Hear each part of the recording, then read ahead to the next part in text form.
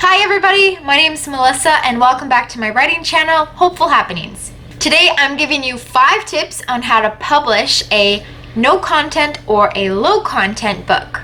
If you'd like more details about what a low content, no content book is, then head on over to last week's video for that beginner's guide. I'll have the link down below. So my first tip in publishing a low content or no content book is to find something that no one else is doing and do that. Locate a niche that not many people are in or perhaps nobody is in.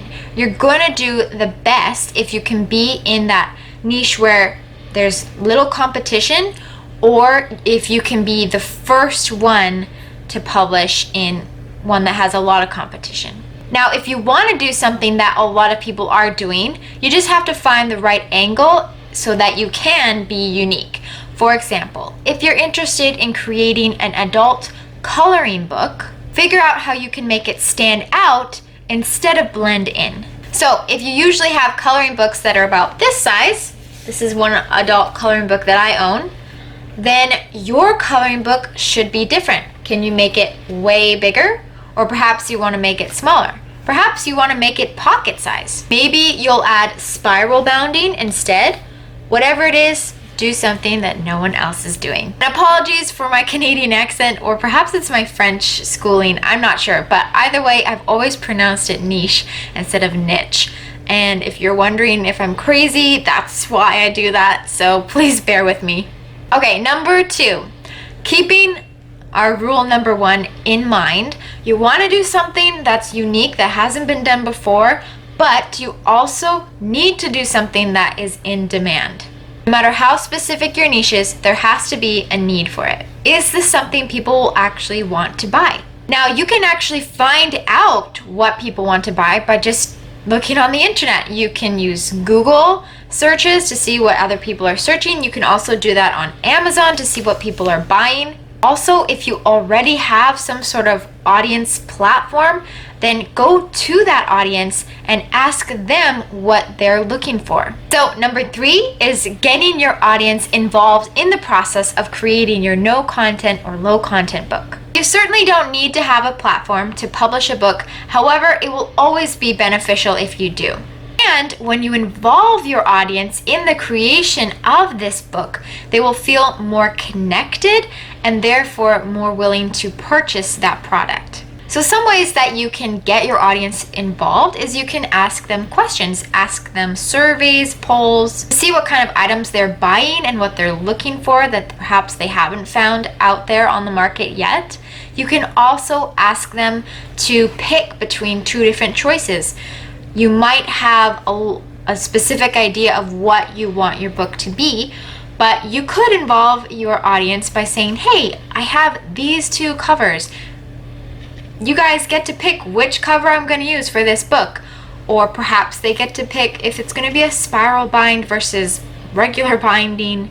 Maybe you can also ask them what is the price range that they would pay for a certain type of no content book, and then you can cater to that. You can also create a newsletter and keep your audience informed on the process through this newsletter, perhaps monthly or quarterly, and you can also use that newsletter to let them know when there's another book coming out. With social media, the possibilities are endless and they're very friendly to businesses, so use those services. Number 4, just go for it. Do it. Don't overanalyze everything involved. If it doesn't work out, that's okay. Take it at a loss, learn from the experience, and then move on to your next project. I do want to say that a lot of low content, no content books are created through self-publishing.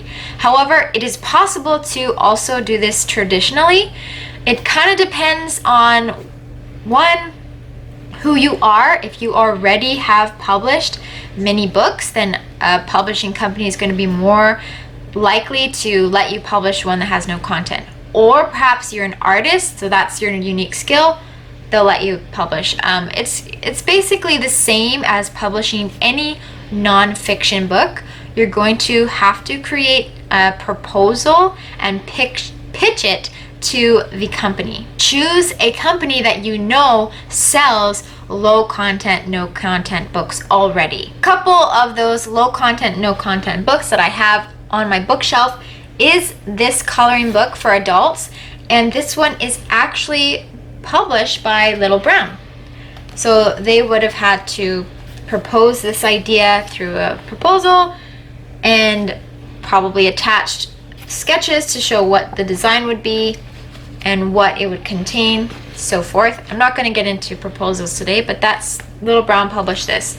Whereas it seems to be this one I have is just a journal, and it looks like this is a much smaller company that published this one, Spiral Bounding. This one, I really like this company, Piccadilly. They post a lot, they publish a lot of books like this for authors.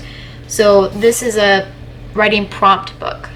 Write the story, and every page has a writing prompt, and then it has certain words that you are supposed to include in the short story that you write using that prompt. This journal is just a basic blank journal that has lined pages, and it's published by Markings, leather bound, just something simple like that. It doesn't matter whether you self-publish or traditionally publish. Either way, just go for it. Take that leap of faith. You may be pleasantly surprised with the results. And number 5, my last publishing tip for you today is about what happens after you have published. Keep track of your best-selling niches year after year. Every month, write down what niches made you most successful, and perhaps if there's some sort of setback, then write that down too. You could say a book fair, September 2019 was a really successful time to sell my journal. That way, I know for next year that, okay, September, book fairs, not only do I want to stock up on supplies to sell at a book fair again, I need to probably also sign up to attend book fairs, as many as I can, because this worked for me last year.